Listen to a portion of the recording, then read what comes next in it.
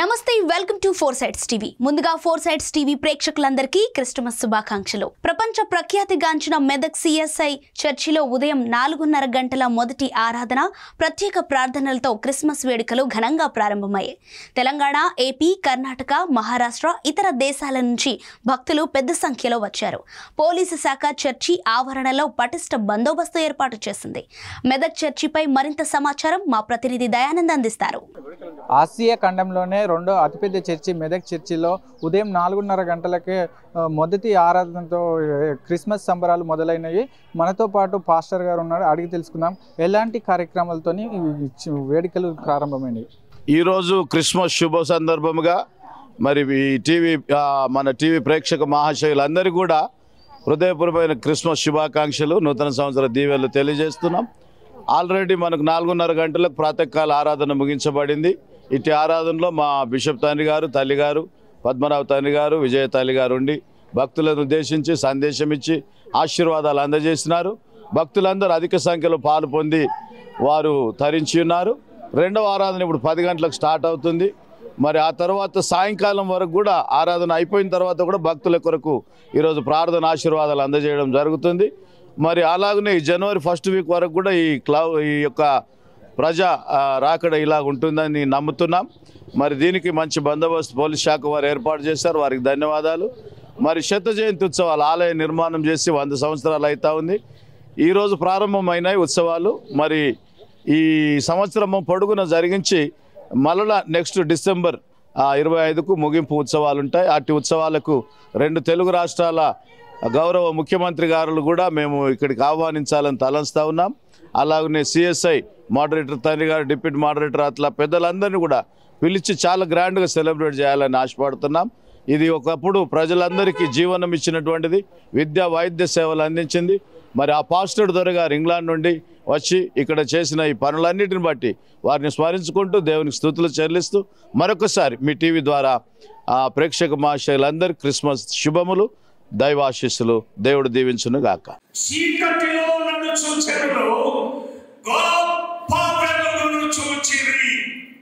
ఎక్కడున్నాం మనము అంటే చీకటి జీవితం, చీకటి బ్రతుకు, చీకటి తలంపు, చీకటి చూపు, మన క్రియలన్నీ కూడా చీకటిలో సంచారము చేస్తూ ఉండగా వాక్యం చెప్తా ఉంది, చీకటిలో నడుచు జనులు గొప్ప వెలుగును చూచిరి. ఇక్కడ మనతో పాటు కొంతమంది భక్తులు ఉన్నారు. Hello praise the Lord. हम लोग पूना महाराष्ट्र से आए हैं। 23 इयर्स के बाद हम यहाँ वापस आए हैं। फर्स्ट टाइम हम हमारे शादी के बाद यहाँ आए थे। अभी 23 इयर्स के बाद प्रेयर करने के लिए वापस यहाँ पे हम लोग आए हैं। Praise the Lord. हम लोग यहाँ बीड़ से आए हैं। हम लोग आते हैं यहाँ पे 2-3 साल में एक बार ऐसे आते हैं। बहुत अच्छा है इधर। Praise the Lord. हम महाराष्ट्र से आए यहाँ पे, हमको बहुत अच्छा लगता है यहाँ पे चर्च में आने के बाद। और ये हमारा होम टाउन भी है वैसे हम लोग, लेकिन हम लोग अभी महाराष्ट्र में शिफ्ट हो गए। हाँ, मेदक चर्च। और ये चर्च में ऐसा है कि हम लोग जो भी प्रेयर कर लेते हैं वो बहुत फेथफुल रहता है हमारे लिए, और हम लोग अक्सर आते हैं हम यहाँ पे। बहुत पुराना चर्च है। ఇప్పుడు మహారాష్ట్ర నుంచి వచ్చినటువంటి భక్తులు ఇక్కడ చెప్పడం జరుగుతుంది. చూడొచ్చు మనం ఇక్కడ రెండో ఆరాధన కోసం మెదక్ చర్చిలో ఉదయం 9 గంటలకు ప్రత్యేక ప్రార్థనలు ప్రారంభం కానున్నట్లు తెలుస్తుంది. ఇప్పుడైతే ఇక్కడ పెద్ద సంఖ్యలో భక్తులు తరలి వచ్చి యేసు ప్రభును కీర్తిస్తూ వారి ఆరాధనలో ప్రారంభమైందనే చెప్పవచ్చు. పోలీసులు ఎలాంటి అవాంఛనీయ సంఘటనలు జరగకుండా మెదక్ చర్చిలో పోలీస్ బందోబస్తు ఏర్పాటు చేసిండు. 100 సంవత్సరాలు పూర్తి చేసుకుంటున్నట్టు చర్చిలో ప్రతిరోజు ఉదయము సాయంకాలం వేళ ప్రత్యేక ప్రార్థనలు కొనసాగనున్నట్లు తెలుస్తుంది. ఇది ఓవర్ టు స్టూడియో. కెమెరామెన్ కృష్ణతో Dayanand, four sides TV, Medak. Christmas పర్వదిన సందర్భంగా మహబూబ్ నగర్ జిల్లా కేంద్రంలో అన్ని చర్చిలు రాత్రి నుండి విద్యుత్ దీప కాంతులతో వెలిగిపోయాయి. ఉదయం చర్చిలలో ఆరాధన, గీతాలాపన కార్యక్రమాలు జరిగాయి. ఈ పండుగ సందర్భంగా ప్రజాప్రతినిధులు, సామాజికవేత్తలు పండ్లు, దుస్తులు పంపిణీ చేశారు. ఎంబీసీ చర్చిలో పాస్టర్ చిరంజీవి క్రీస్తు సందేశం ఇచ్చారు. క్రిస్టియన్ పల్లిలోని క్రీస్తు జ్యోతి దేవాలయాన్ని ఒరిస్సా రాష్ట్రం భక్తులు దర్శించుకున్నారు. మహబూబ్ నగర్ క్రీస్తు జ్యోతి దేవాలయం నుండి మరింత సమాచారం మా 4 Sides ప్రతినిధి చందు అందిస్తారు. జిల్లా వ్యాప్తంగా క్రిస్మస్ పర్వదిన సందర్భంగా అన్ని చర్చిలలో ఏదైతే క్రిస్మస్కు సంబంధించినటువంటి ఏర్పాట్లు కూడా అన్ని పూర్తి చేశారు. ఈరోజు ఏదైతే మహబూబ్ నగర్ జిల్లా కేంద్రంలో ఉన్నటువంటి ఎంబీసీ చర్చి కావచ్చు, అదేవిధంగా మెట్టుగడ్డలో ఉన్నటువంటి అదే చర్చి కావచ్చు, అదేవిధంగా క్రిస్టియన్ పల్లిలో ఉన్నటువంటి బేతరం చర్చి కావచ్చు, అదేవిధంగా క్రీస్తు దేవాలయం కావచ్చు, ఈ యొక్క చర్చిలలో అంతా కూడా ఉదయం నుంచే ప్రార్థనలు, గీతాలాపన మొత్తం కూడా ప్రారంభమైందని చెప్పుకోవచ్చు. ప్రస్తుతం మనము ఏదైతే క్రిస్టియన్ పల్లిలో ఉన్నామో, క్రిస్టియన్ పల్లిలో ఉన్నటువంటి క్రీస్తు దేవాలయం దగ్గర ఉన్నాం. మన దగ్గర పాస్టర్ ఉన్నారు, అడిగి మరిన్ని విషయాలు తెలుసుకునే ప్రయత్నం. చెప్పండి, ప్రార్థన ఎలా ఉండబోతుంది క్రిస్మస్ పర్వదిన సందర్భంగా? ఇది క్రీస్తు రోజు మహోత్సవం అనేది ఎన్నో సంవత్సరాలుగా కొనియాడుతూ వస్తూ ఉన్నాం.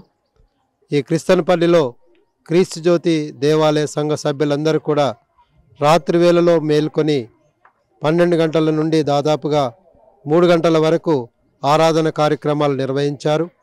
పశుల కొట్టంలో జన్మించిన బాలయేసును మనసారా స్తుతించి ఆరాధించుకొని వారు పొందిన రక్షణ, ఆనందం ఇతరులతో పంచుకున్నట్టు సూచనగా కుటుంబాల వారిగా కానుకలు ఇచ్చిపుచ్చుకున్న సందర్భాలున్నాయి. అదేవిధంగా ఈరోజు ఉదయం కూడా సంతోషంగా, ఆనందంగా ఎంతోమంది భక్తులు ఈ దేవాలయాన్ని సందర్శించుకుంటూ మనసారా పశుల కొట్టంలో జన్మించిన బాలయేసును స్తుతిస్తూ ఆ రక్షణాన్ని కనులారా గాంచుతూ ఉన్నారు. క్రిస్మస్ సందర్భంగా ఇది క్రీస్తు దేవాలయం యొక్క చరిత్ర ఏమిటి? క్రీస్తు ప్రభు మానవాల్ని రక్షించడానికి, పతనమైన మానవుని రక్షించడానికి మనుష్యావతారం ఎత్తి ఈ లోకంలో జన్మించారు.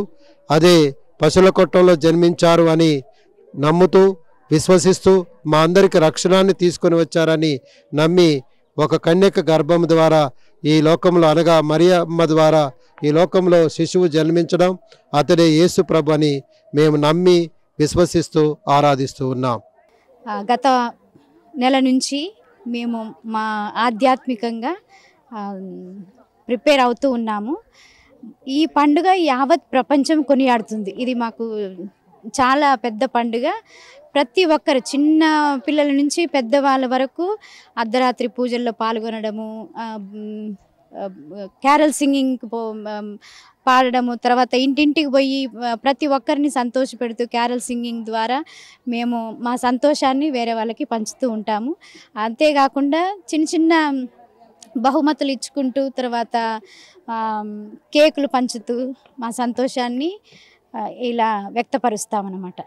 చర్చిలలో అయితే ఏర్పాట్లు కూడా మొత్తం చేశారు. ఏదైనా ప్రజాప్రతినిధి ఉన్నటువంటి వారు వాళ్ళ ప్రజాప్రతినిధి కూడా సామాజిక సేవా కార్యక్రమంలో, అదేవిధంగా ఇక్కడ ఉన్నటువంటి క్రీస్తు దేవాలయంలో కూడా ఆరాధన, అదేవిధంగా గీతాలాపన కూడా ప్రారంభమైందని చెప్పుకోవచ్చు. ఇది ఇక్కడ నుండి తాజా పరిస్థితి.